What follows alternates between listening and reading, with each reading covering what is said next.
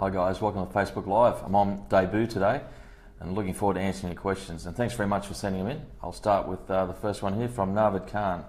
How satisfied are you with the squad to India? Look, I think the selectors have done a pretty good job. It looks like a well-balanced squad to me. Plenty of options, which is the key. I think there's 5 spinners in the squad, which is something that Australian selectors haven't done before. That gives the captain plenty of options, and they can mix and match depending on conditions. The batsmen seem in pretty good form. I like the fact that Shaun Marsh is back in the squad. I think he can add something in those conditions. He's got a very good record on the subcontinent, particularly against Sri Lanka, the 2 tours he's been there. Most of the batsmen seem in form. Matty Wade gives some extra options with his capabilities with the bat. And I think they're a pretty well-balanced squad, and obviously Stark and Hazelwood have been in superb form. So it seems a well-rounded squad. They're going to be tested to the max. It's going to be a tough tour, but I think the good thing is that they can mix and match depending on conditions. Second question is from Daniel McBean. What are the key areas that Steve Smith needs to focus on in India? After being to India a number of times on quite a few tours, I think attitude is key. And we had a saying in the Australian cricket side: attitudes are contagious, is yours worth catching? And what that means, are you going to be a role model to the people around you? Do you want other people to emulate your attitude? Because in India, there's going to be a lot of challenges. It's going to be tough. Conditions are going to suit the Indian side, obviously. The pitches are going to be turning. The crowds are going to be very vocal.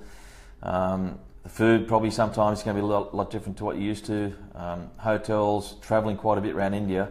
There'll be a lot of time for people to think of the negative things. You've got to try and stay positive the whole time and not get too far ahead of yourselves. It's a 4 test match tour. You want to focus in on that first test match, break it down into small sections, try and win the first session of the first day of the first test. Keep it as simple as that.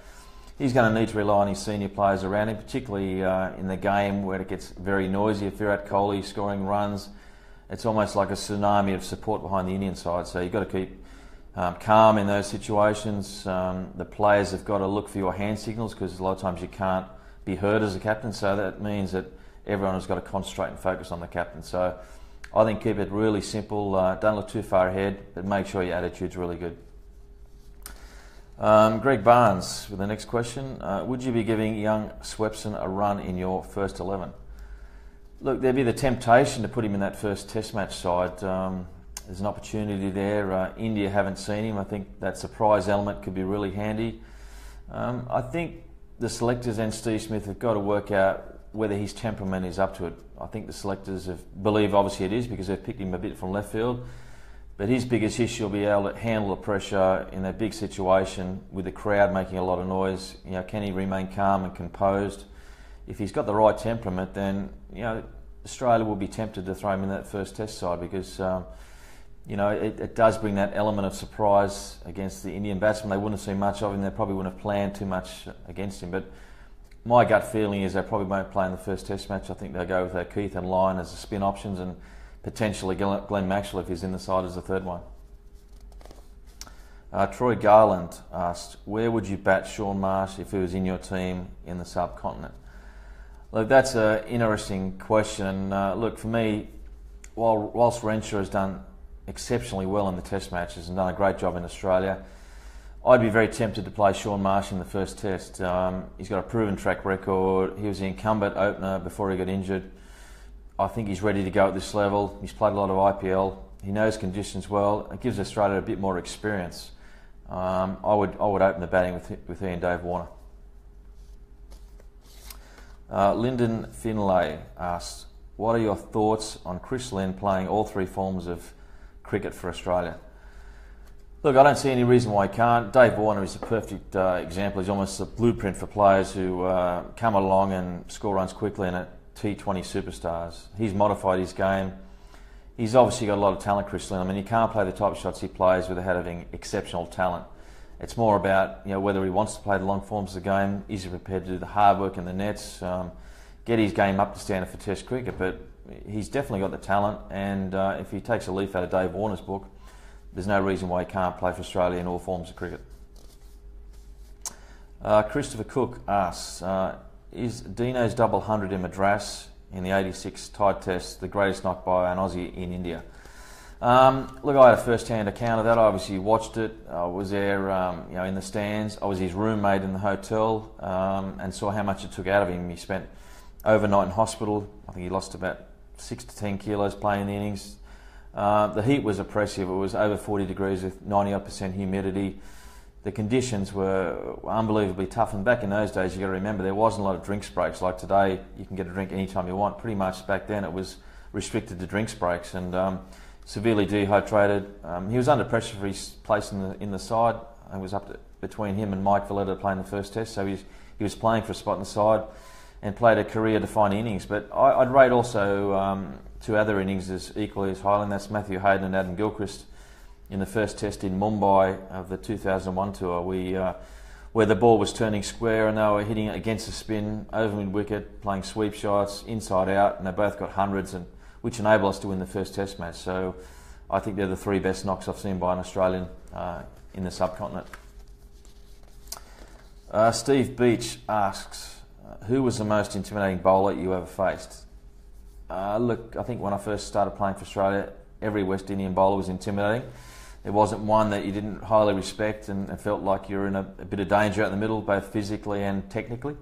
But if I had to pick one bowler, I think Curtly Ambrose was the supreme athlete. The whole package, he was always at you, never bowled a loose ball. First ball, the last was the same pace, and when he bowled a short ball, it was generally at your throat, so you had to fend it off. And probably worst of all, he never said a word. It was all body language, and he was pretty imposing. Probably if I had to pick a second bowler, I'd say Wasim Makram was another amazing bowler as well. Patrick McLaughlin asks, who was the most valuable in your team, Warne, McGrath or Gilchrist? And that's a really tough question to answer. I think I always believe that it took 11 players to win a test match. You obviously had superstars in your lineup, but if you didn't have guys taking catches off those great bowlers or batsmen scoring runs, then those great players probably wouldn't be able to fulfil their potential as well. But they all had a great impact on not only our side, but probably the history of Test cricket. And if I had to pick one player who I think changed the game more than any, he'd probably be Adam Gilchrist.